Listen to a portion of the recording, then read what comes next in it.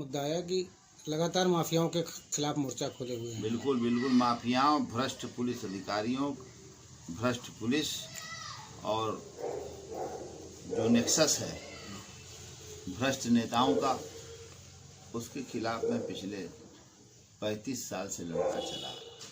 2010 से ये तीव्र रफ्तार ले लिया जो अब तक कायम है। समस्याएं किस तरह से आ रही हैं? हमें कौनो समस्या नहीं आएगी, हमें कौन जे समस्या दी खुद समस्या में फंस जाएगा। एक और माफिया हैं विनीत सिंह, उन पे क्या कहें? हाँ, विनीत सिंह के बारे में जो है हमारे व्हाट्सएप पर, फेसबुक पर 6 महीने से लोग मांग कर रहे हैं कि विनीत सिंह माफिया के बारे में न्यायिक जी कुछ प्रकाश डालें, कुछ इनका भी बतावें। तो हमने कहा ठीक है।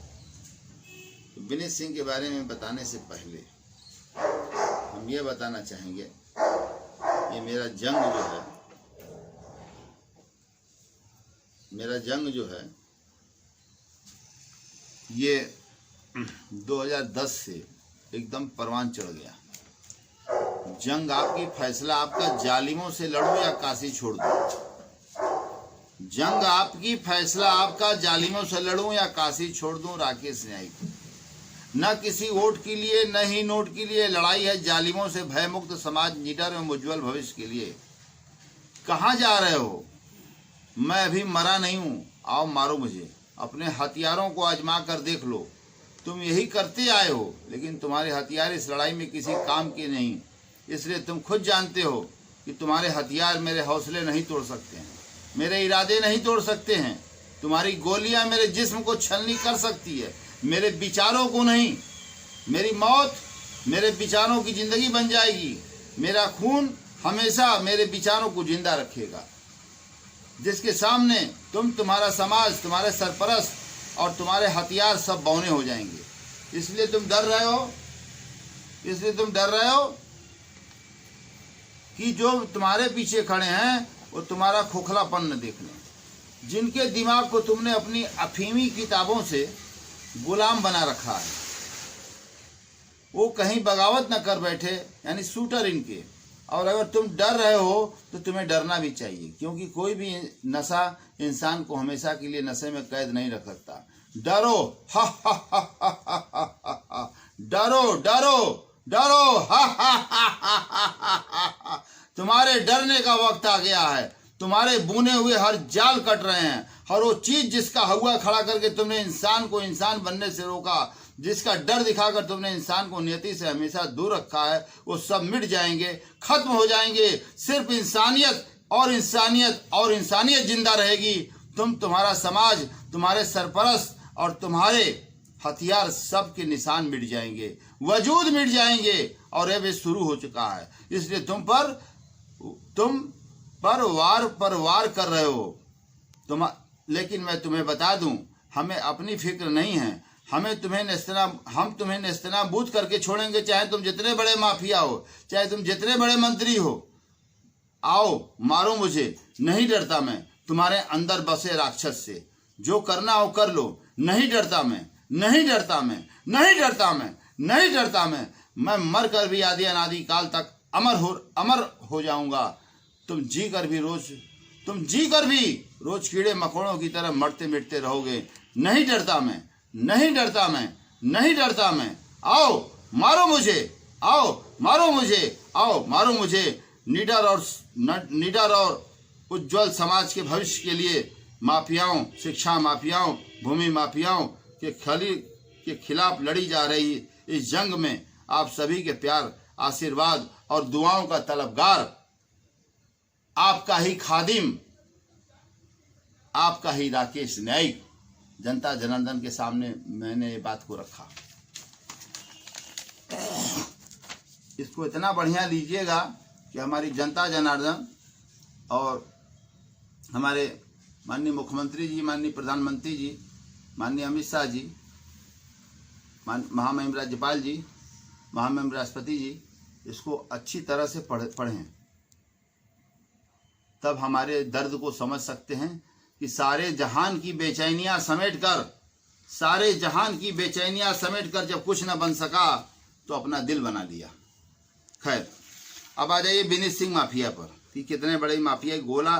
गोला गांव है, गोला गांव चोलापुर थाना अंतर्गत है, वहीं का ये माफिया बने हुए हैं।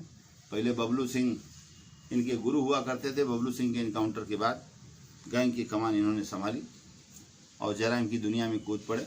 इनके पिताजी एक छोटे से सरकारी नौकरी करते थे कलर की, जिनको उपार्जन घर का ठीक से हो नहीं पा रहा था, तो ये अपहरण उद्योग में आ गए। अपहरण उद्योग की शुरुआत विनीत सिंह ने बनारस से किया।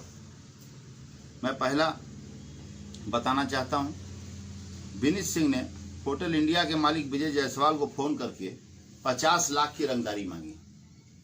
आज से गालिबन 14 साल पहले, जब विनीत सिंह के ऊपर 1 लाख रुपया इनाम भी सरकार ने घोषित कर रखा था जिंदा या मुर्दा मारने के लिए। 50 लाख की रंगदारी मांगी। विजय जायसवाल इंडिया होटल का मालिक, जवाहर जायसवाल का भाई है साला। विनीत सिंह ने कहा कि आपको सिर्फ 50 लाख की, विनीत सिंह से विजय जायसवाल ने कहा कि आपको सिर्फ 50 लाख रुपए से मतलब है ना, हम रुपया किसी और से दिलवा दे रहे हैं, आप एक नंबर नोट कर लीजिए। नंबर नोट किया विनीत सिंह ने। उसने बताया इस शहर के मशहूर प्रसूति रोग विशेषज्ञ डॉक्टर उषा गुप्ता के लड़के का है, और इस नंबर पर आप फोन करके 50 लाख रुपया रंगदारी मांगिएगा। तो ये परिवार, ये गुप्ता परिवार, डॉक्टर एसपी गुप्ता इनके पिताजी है, सलब के माता जी हैं, मानी जानी डॉक्टर हैं उषा गुप्ता जी। तो फोन किया विनीत सिंह ने विजय जायसवाल के कहने पर, और विजय जायसवाल ने बताया कि वो परिवार से मेरा इतना तगड़ा ताल्लुक है कि वो आपका समाचार पहले हमको बुलाएंगे, वो घर पे हम जाएंगे, हम मैनेज कर देंगे। विनीत सिंह ने फोन कर दिया सलब गुप्ता को, गाली फक्कड़ माँ बहन, 50 लाख रुपया चाहिए, नहीं तो साले पूरे खानदान को उड़वा दूंगा। पूरा घर में रोहारोहट हो गया। तुरंत ये हुआ कि डॉक्टर दंपत्ति ने तुरंत विजय जायसवाल को बुलाना उचित समझा। विजय जायसवाल इंडिया होटल का मालिक, चोर साला, एक नंबर का हरामी कुत्ता साला, कोढ़ी, ये जो है उनके घर गया मामूरगंज। और जब उन लोगों ने कहा कि एसएसपी के नॉलेज में डालना जरूरी है, तो विजय जायसवाल ने बात को काटते हुए कहा कि एसएसपी क्या करेगा, पुलिस क्या करेगी, अपहरण होता है कोई कुछ करता है? आपका एक लौता बेटा है डॉक्टर सलब, उसकी हत्या हो जाए आप ये चाहते हैं, और 50 लाख नहीं देना चाहते हैं? पैसा हाथ की मैल है डॉक्टर साहब, बहुत आएगा जाएगा, आप पैसा दे के हटाइए, कहिए तो हम मैनेज करें। ठीक है, आप मैनेज करिए। मैनेज किए 30 लाख रुपया डॉक्टर सलब गुप्ता के घर से, डॉक्टर उषा गुप्ता के घर से, डॉक्टर एसपी गुप्ता के घर से, डॉक्टर गुप्ता बंधुओं के घर से 30 लाख की पहली किस्त ले जाकर विजय जायसवाल ने अपने होटल ले जाकर विनीत सिंह के आदमी को दे दिया, और 20 लाख का अवशेष भुगतान जो था उसके लिए 15 दिन का डॉक्टर दंपत्ति ने समय ले लिया। और यही कारण है कि डॉक्टर सलब जो है 1 दर्जन राइफल धारियों को लेकर घूम रहे हैं, क्योंकि विनीत सिंह को देके खाली हो गए तो दूसरे गैंग को मालूम हुआ तो वो भी मांगने लगा, तो कितना लोगों को देंगे? खैर, ये गलती तो उन्होंने कर दिया जीवन में। अब ये हरामजादा आस्तीन का नाक डॉक्टर परिवार को साला डसवा दिया। 20 लाख रुपए की अदायगी ठीक 15वें दिन एयरपोर्ट के बाहर विनीत सिंह ने अपने आदमी का हुलिया बताया, गाड़ी का रंग बताया, और बताया कि एयरपोर्ट के बाहर इतने बजे आप लोग किस कपड़े में रहेंगे। तो सलब गुप्ता अपना बता दिए सूट में रहेंगे, और विजय जायसवाल बता दिया कुर्ता पजामा जर्सी में है। ये लोग 20 लाख रुपया लेकर गए। विनीत सिंह के आदमी को तयशुदा राशि के तहत रंगदारी के रूप में 20 लाख और दे दिया गया, यानी 50 लाख पूरा हो गया। एक तो ये विनीत सिंह की कहानी है।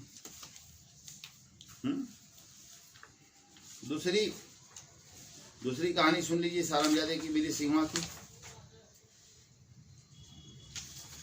दूसरी कहानी यह है मदनपुरा के अरबपति साड़ी व्यवसायी जुबैर भाई साड़ी वाले के 3 वर्ष के बेटे की स्कूल से आते समय विनीत सिंह ने अपहरण कर लिया, और लगभग 20 दिन झारखंड में रखने के बाद, झारखंड बिहार में रखने के बाद, ये भी घटना करीब करीब हो गई 20 साल की, झारखंड बिहार में रखने के बाद 3.5 करोड़ में डील हुई, तय हुई।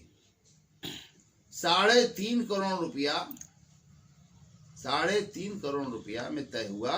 और 3.5 करोड़ रुपया विनीत सिंह ने अपने एक जो है जमा खान करके आदमी हैं बिहार के, कई बार बसपा से की टिकट से चुनाव भी लड़े हैं, जमा खान को नेगोशिएशंस के लिए लगाया तो 5 करोड़ की राशि घट के 3.5 करोड़ पर आ गई। और जमा खान 3.5 करोड़ रुपया जुबैर के घर से लेके चल दिया और उसके बाद उनके लड़के को पहुंचा दिया। बताइए 20 दिन 3 साल का बच्चा माँ बाप के बगैर कैसे रहे? इतना बड़ा साला ये राक्षस है मादर चोद विनीत सिंह। ये कहाँ का गुंडा है भोसड़ी वाला विनीत सिंह? आओ साले हमसे मांग। अरे 3 साल के बच्चों के साथ बने हो बड़का साले बसपा के नेता। ये बहन जी बिकाऊ हैं जो साला जा रहा रुपया पर है, हर नंबर 2 का रुपया बहन जी खपा रही हैं। क्या सरकारें नहीं देख रही हैं? सब ढाक के 3 पात है।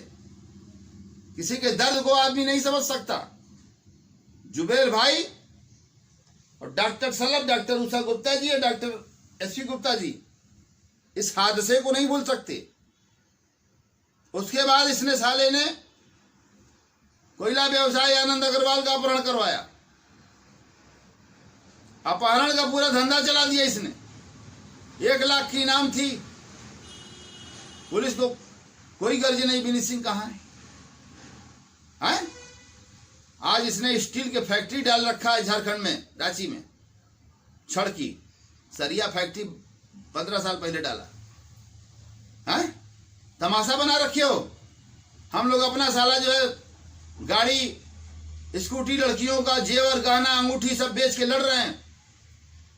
ये हरामखोर साले जो है 10-10 गाड़ी से चल रहे हैं और यहाँ के पुलिस अधिकारी देख रहे हैं। तमाशा बना हुआ है। गुंडाई चरम सीमा पर है और क्रिमिनल पॉलिटिशियन ब्यूरोक्रेट्स नेक्सस भी चरम सीमा पर है, जिसमें जुडिशरी के भी कुछ लोग शामिल हैं, जिसमें वकालत पेशा को बर्बाद करने वाले हजारों क्रिमिनल वकील, हिस्ट्री सीटर, ये सब भी कचहरी में कब्जा जमाए बैठे हैं। तो ये विनीत सिंह की बात हो गई। और मैं दूसरी तरफ मैं आपको बताना चाहता हूं कि गुंडागर्दी के खिलाफ मैं बचपन से लड़ रहा हूं और एकला चलो रे के सिद्धांत को प्रतिपादित करते हुए वासुधैव कुटुंबकम का नारा है। त्याग, तपस्या, बलिदान की प्रतिमूर्ति है राकेश न्यायी। मुझे मरने का कोई खौफ नहीं है, लेकिन इतना जल्दी हम मरेंगे नहीं, क्योंकि हम मर जाएंगे तो ये माफिया कैसे मरेंगे? इनका जेल इलाज नहीं है, इनका घर गिरवा देना, होटल गिरवा देना कोई मतलब नहीं है।